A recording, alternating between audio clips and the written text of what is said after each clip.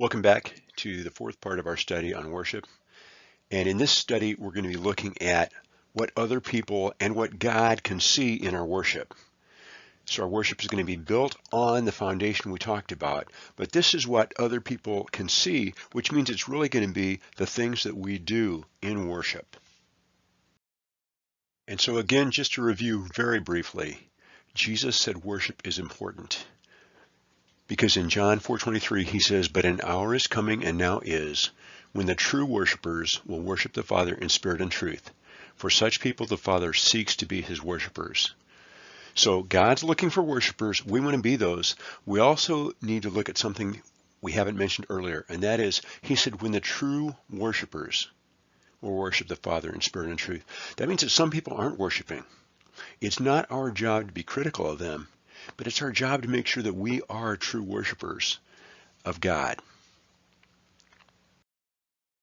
And so the things we're going to be talking about are going to be actions that we take that demonstrate either to God or they demonstrate to people around us who God is, his works, and his word.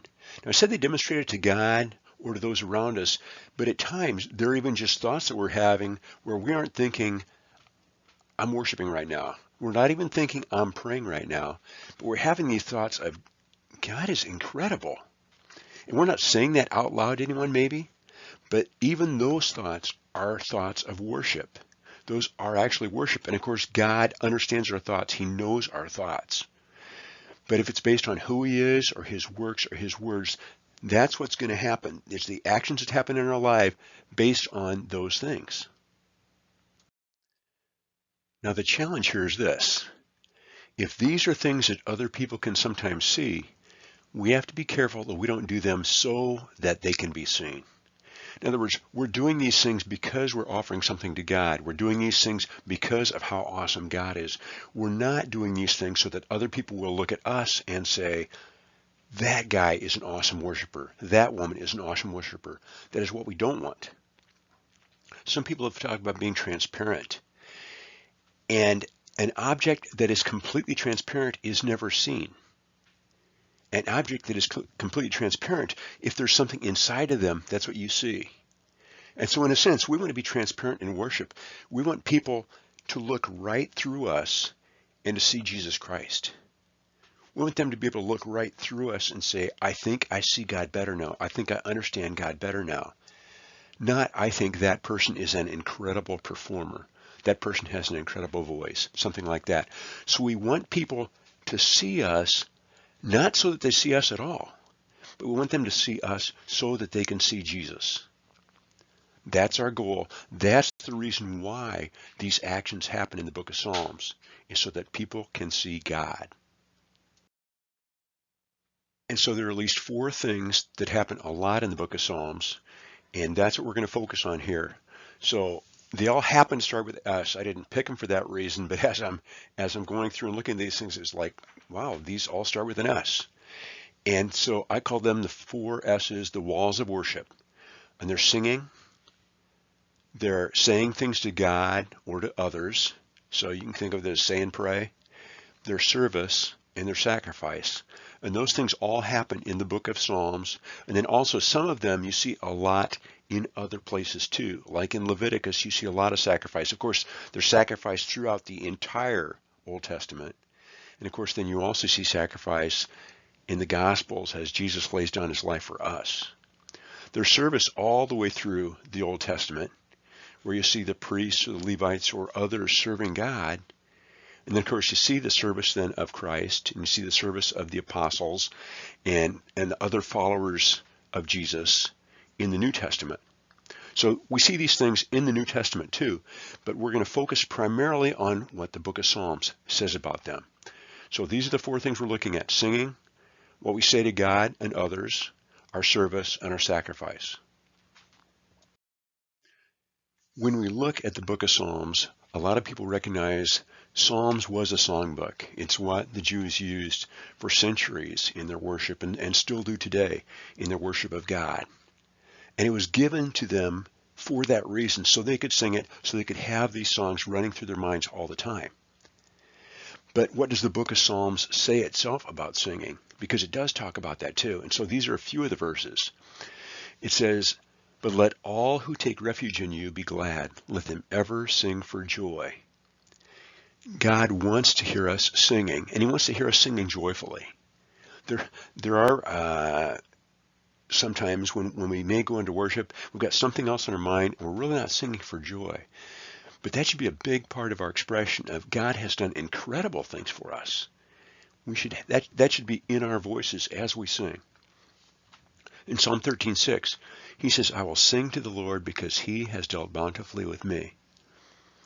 And so as we're singing, again, we talked about that foundation of partly on what he has done for us. This is what David's talking about here. I'll sing to the Lord because he's dealt bountifully with me. In other words, this is a reaction to what God has done in his life. And so he wants to sing to the Lord. He's not singing to people. You may be a person who gets up and you are asked to sing in front of the entire church. But as you do that, in your mind, you should be saying, "God, this one I'm singing for you." It really doesn't matter if there's no one else in the church, or if there's one person, or if there's 1,000 people there in the church. I'm singing this for you because you're definitely the most significant person here, and you're the only reason I have to sing today. So that should be our big motivation, is singing so that God will be pleased. In Psalm 28:7, he says, "The Lord is my strength and my shield. My heart trusts in him, and I am helped. Therefore my heart exalts, and with my song I shall thank him." Again, here he's saying he wants his singing to be a thanksgiving to God. As he's singing here, again, and a thanksgiving, of course, is for what God has done, or maybe for what you know God will do. For instance, we can thank God for the fact that we know he's coming back for us. He hasn't done it yet, but he gave us the promise, and for us, that's the same as saying it's a done deal. The contract is signed, and he's going to fulfill it. Then in the middle of this, of course, he says, "My heart exalts." So our singing is something that doesn't just come from our lungs and our vocal cords. The singing can come from our hearts, and it exalts. Exalting is something that's kind of one of those peak emotions. One of those things that's kind of a surpassing emotion. So we recognize who God is, that he's our strength and our shield. We have a reaction that we trust in him. We know we've been helped. Our heart gets excited, and we exalt in him. And with our song, we just thank him. And then in Psalm 33:1, it says, "Sing for joy in the Lord, O you righteous ones. Praise is becoming to the upright." It's interesting to me, this theme of joy keeps coming up so much in singing in the book of Psalms. And of course, these aren't the only verses like that. But joy is supposed to be a component of our life. It's one of the fruits of the Spirit. And so we need to come to God with that and be excited to be in his presence and just worshiping him, because it's a privilege. Now, when we talk about these 4 walls of worship, first I want you to understand this is not all-inclusive. There are certainly other things we do. But these are kind of 4 of the things that stood out as I was going through the book of Psalms. The second thing is, I'm not presenting this necessarily in the order of importance. They're all important. We want to please God in all these things. But singing is not necessarily more important than what I say to someone else, whether it's a believer or a non-believer. And what I say to someone else is not necessarily more important than what I say to God. And when I talk to God, another person may or may not be around. So there were times where I'd be asked to pray at church, and I was told one time, "You have to pray louder or we're going to not let you pray anymore." And I thought, I'm not praying to you. I'm praying to God. But the point is, when David prayed here in the book of Psalms, or Moses, or these people, when they prayed, they still allowed other people to hear. I don't understand the function of that necessarily, but the fact is, God made sure he included that in the Bible. So even the fact that other people hear us may have an impact on their lives and on their worship that we aren't aware of.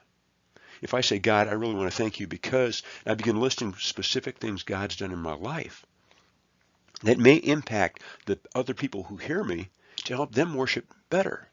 They may say, "God's done that for me too," or "I've heard of something similar to that happening," or it may simply increase their faith. So I'm not putting these in any order of priority. I think that's a mistake to say, well, prayer is the most important, singing is the most important, loving God's the most important. And then these other things just come out of that. Okay? So in this part, I'm going to talk a little bit about what we say to God. Now, all of these things in the future, I hope to maybe amplify in other studies. So all of these series, this first series, is really an introduction into the book of Psalms and how to worship. What we say to God, though, is important. So in Psalm 17:1, the first part of that verse, it says, this is a prayer of David. In my Bible, the New American Standard, it says a prayer of David. In Psalm 86:1, it says a prayer of David. In Psalm 91, it says a prayer of Moses, the man of God. And in Psalm 102:1, it says a prayer of the afflicted when he's faint and pours out his complaint before the Lord. Okay, the very title of these things, it was intended by God that people thousands of years later would understand this was someone's prayer. Moses was something like 1500 BC. And over 3,500 years, about 3,500 years later, we're saying this is a prayer of Moses, who was a man of God. Well, then you read the prayer and you say, I can imitate that. I can think about that. So these become patterns for how we can pray and how we can think when we worship. So now let's look at some specifics of what we say to God and what was said in the book of Psalms that we're supposed to say to him. In Psalm 66:3, it says, say to God, how awesome are your works. We talked about how one of the foundations of worship is what God's done, his works. And so his works may be, God, I am amazed at your creation. I'm amazed at the way you made the heavens and the earth. I'm amazed at the way you made tiny little molecules and little cells, and I'm amazed that you made giant creatures. And I'm amazed that you made planets and galaxies. Maybe that, and it may be very personal things. How awesome are your works? You died for me. How awesome are your works? You are God, and you became a man. He took on flesh. He took on our pain. He took on our sin. So all those things are saying how awesome are your works, but we begin to get into details. And you see that in the book of Psalms. A lot of times the writers of Psalms will get into details of what God's done for them or for the people of Israel. In Psalm 91:2, he says, I will say to the Lord, my refuge and my fortress, my God in whom I trust. Okay, if this is David, David had a refuge. He had times where he had to go into a refuge. There are times where he had to go into a fortress. And he recognizes something about that. God's his real refuge. God's his real fortress. Those fortresses made of stone or rock or whatever couldn't really protect him, but God could.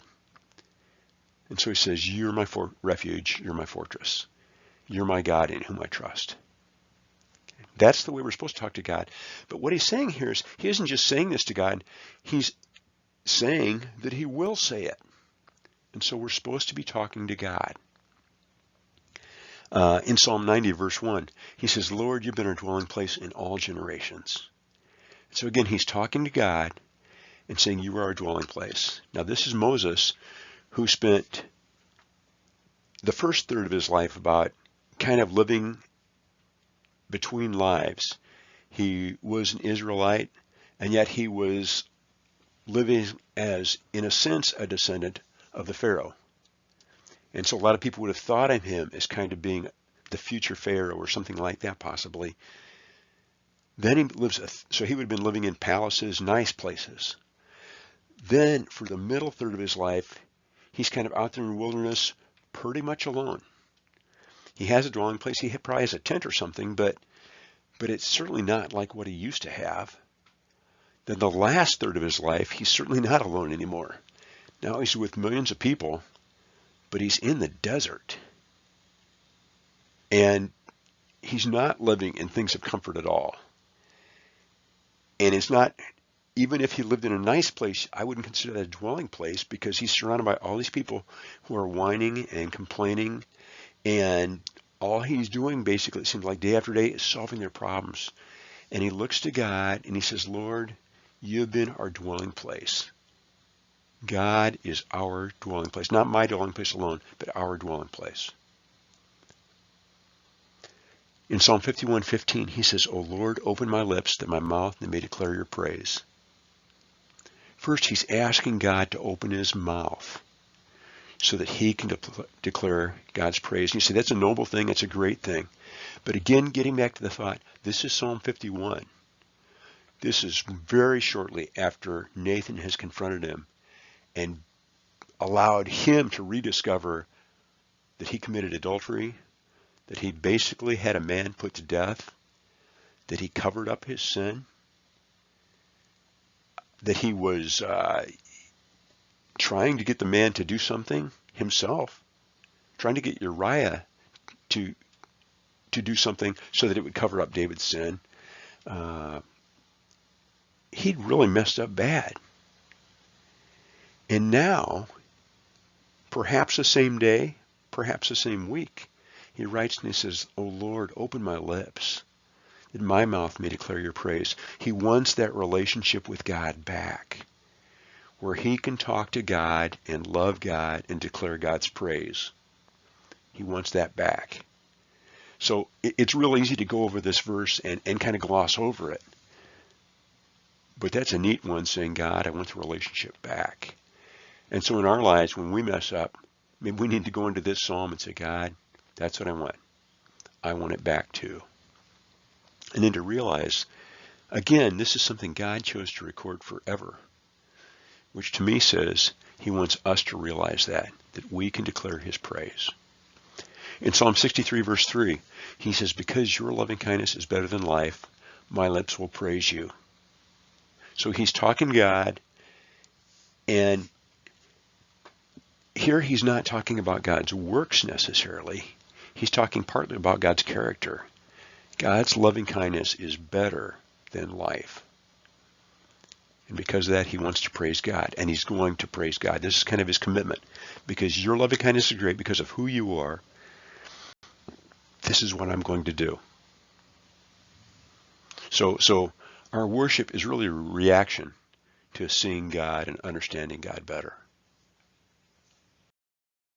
And so that was what we say to God. But there are also things we say to others that are worship too. And so some of the examples here are Psalm 145:11, where he says, they shall speak of the glory of your kingdom and talk of your power. Okay? He's talking about other people. He's not saying, I'm going to do this. He's saying they are going to do this. They're going to speak of the glory of your kingdom, and they're going to talk about your power. Okay?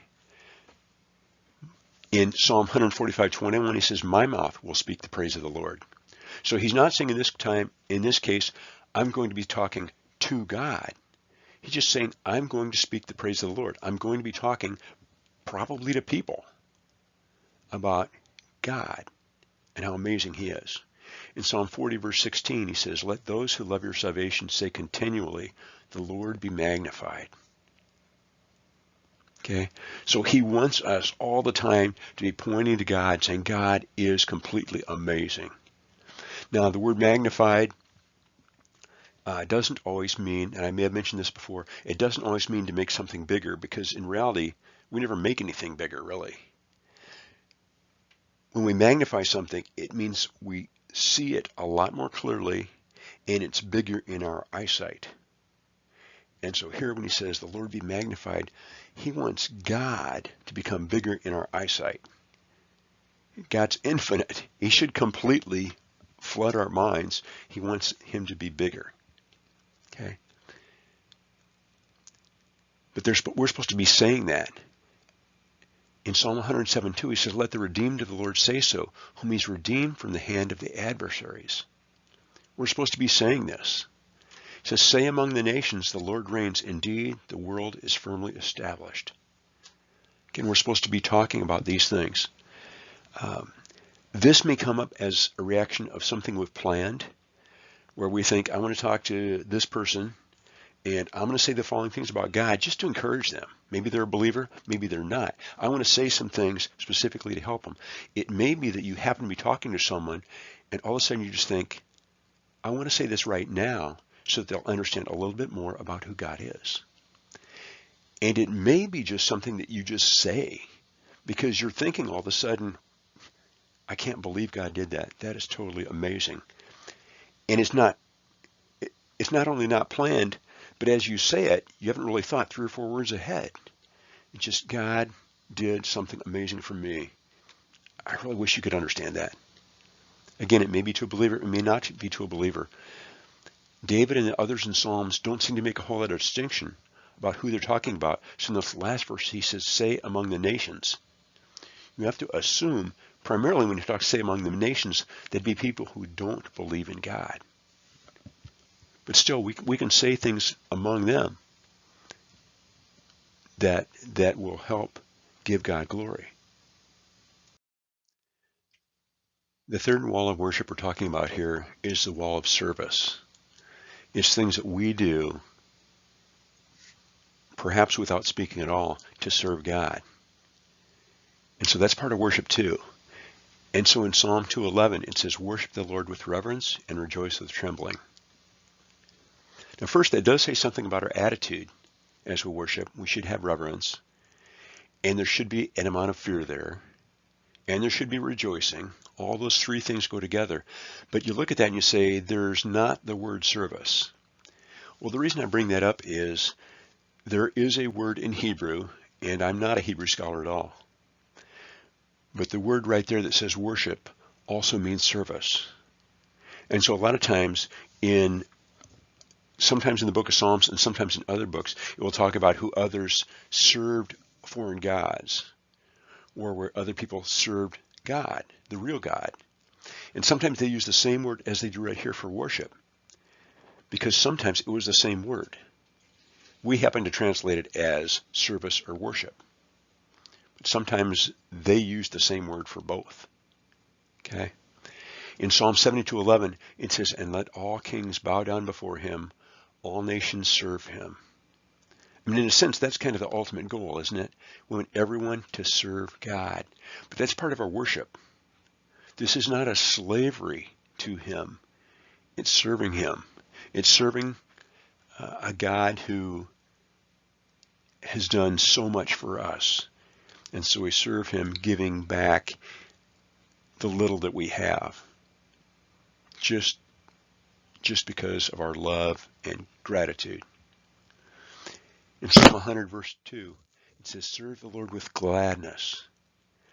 That's an interesting attitude, because a lot of times we can be bitter servants. We don't want to be bitter servants. We don't want to be grudging servants. God doesn't want offerings coming that we aren't really giving from our hearts. We should serve God with gladness, recognizing first that he values it, and secondly that he rewards it. And we've got this amazing relationship with this God who is perfect. So we need to serve God with gladness. In Psalm 103:21, it says, bless the Lord, all you his hosts, you who serve him, doing his will. Now in this case, it may include not just people, it may even include the angels, all his hosts, you who serve him, doing his will. And so our service is to be doing his will. And of course, the ultimate service here would have been God's own son, Jesus, who says before he dies, not my will, but thine. So he wants to do God's will, and so he does God's will. Though he would prefer not to die, he's willing to die, and he does. Okay, incredible service there. That's what we want to be, loving him and serving him. In Psalms 134:1, he says, behold, bless the Lord, all servants of the Lord, who serve by night in the house of the Lord. Interesting service here, isn't it? Because I'm assuming that for the most part, when a person came to offer sacrifice to God, when a person came to pray in the temple, those type of, or the tabernacle, either one, most type of things, primarily that was probably a daytime activity. But you've got some people who are in there at night, and they're serving God at night, and I don't know what they're doing. Maybe they're cleaning the temple or the tabernacle. Maybe they're making sure that there's fresh incense there. Maybe they're making sure that all the ashes are taken away from the sacrifices. Maybe they're preparing for the next morning. But he says, bless the Lord, all servants of the Lord. When you bless God, you're worshiping him, right? And yet he labels these people as servants of the Lord, who serve by night in the house of the Lord. It's interesting that a woman came to King Solomon, and she saw him and everything else, and she said something about, blessed are your servants, because, and then she gave some reasons. Well, think about this in terms of God instead. And if we get to serve God, that's an incredible blessing for us. Just an incredible privilege. And then the last wall of worship that we're going to look at here is sacrifice. And so we do see it in the book of Psalms. You also see it in the book of Leviticus. And a lot of people wonder, why is the book of Leviticus there? But it's a very interesting book because he talks about, there and other places, about the types of sacrifices he wants, and sometimes about the perfection the sacrifice has to have. He talks about how the priests have to be clean as they come before him. They have to wash themselves. He talks about a lot of things that we look at those and we think, well, that is symbolic. That's right. But the sacrifices, while they were symbolic, they were also costly sometimes. You know, there are times where they offered a huge number of sacrifices. And so what was it about the sacrifices? For one thing, of course, it was symbolic of Jesus Christ and his death. But for another thing, it was that people would give something to God. They would take something that they had held in their hands, and they'd have to open up their hand and say, God, this is yours. And it was gone. Okay, in Psalm 27:6, he says, and now my head will be lifted up above my enemies around me, and I will offer in his tent sacrifices with shouts of joy. Okay, David has been saved from enemies. And he goes into God's tent and he offers sacrifices joyfully. He's excited about it. He doesn't offer them grudgingly. He's excited to give sacrifices to God who saved him. In Psalm 96 verse 8, ascribe to the Lord the glory of his name, bring an offering and come into his courts. So verbally he can ascribe to God the glory of his name, but he does not stop there. He also brings an offering and comes into the courts. Now, think about Jesus in the New Testament, and Jesus sees all these Pharisees giving large sums of money, and he really doesn't think a lot about that. He doesn't make any positive comments about that at all. He sees one woman coming, and she has almost nothing to give. And he calls the disciples together and makes sure they understand that woman gave more than anyone else. Okay, bring an offering and come into his courts. That woman's offering made a difference to Jesus Christ. That woman probably had no clue at the time Jesus was watching. If she did, she probably was afraid. He was thinking, oh, I'm not giving much, am I? She was probably thinking maybe of the smallness of her offering. But he wasn't. He valued that offering. He valued that gift. And he valued that person. Okay? God values our offerings. In Psalm 54 verse 6, he says, willingly I will sacrifice to you. I will give thanks to your name, O Lord, for it is good. Okay, sacrifices are willingly given. That's the goal of them. Not so others will see us, and not so that we give it grudgingly. We want to give things willingly to God. Psalm 51:19. You know, Psalm 51 comes up a lot in this study, and I didn't do that intentionally. Just these verses kept popping out to me. And this one he says, then you will delight in righteous sacrifices, in burnt offering and whole burnt offering. Then young bulls will be offered on your altar. So David recognizes that God delights in righteous sacrifices. He enjoys them. But let's take a closer look at that verse. And in fact, let's look 3 verses before that. In Psalm 51:16, he says, for you do not delight in sacrifice, otherwise I would give it. You are not pleased with burnt offering. The sacrifices of God are a broken spirit, A broken and a contrite heart, O God, you will not despise. Then 2 verses later he says, then you will delight in righteous sacrifices, in burnt offering and whole burnt offering. Then young bulls will be offered on your altar. If you look at those, there seems to be a disconnect. There seems to be a disagreement between those verses. So what's going on there? In Psalm 51:16, he says, for you do not delight in sacrifice. That's a present tense statement. You do not, right now, you do not delight in sacrifice. And 3 verses later it says, then you will delight in righteous sacrifices. Almost the same words. You don't, you will. So one is right now, and one is in the future. There's something that changes between those two. He says, you are not pleased with burnt offering. He's recognizing where he's at. He has sinned. He's blown it. And God is angry with him. God is not pleased at all. And so God is not going to be pleased just by simply offering a burnt offering. But then in 51:19, 3 verses later, it says, in burnt offering and whole burnt offering, that's a continuation of that previous statement. You will delight. So you will delight in righteous sacrifices, in burnt offering and whole burnt offering. You're going to delight in those things, but right now you're not pleased with them. There's a disconnect between those two statements. But I don't think it's really a disconnect. I think there's a connection, and that connection happens right here. The sacrifices of God are a broken spirit. A broken and a contrite heart, O God, you will not despise. We have to come to God before he'll accept our sacrifices with a broken spirit and a broken and a contrite heart. And once we do that, once we come to God and say, God, I blew it, I sinned, I'm sorry, I'm going to change. Once we do that, then things change.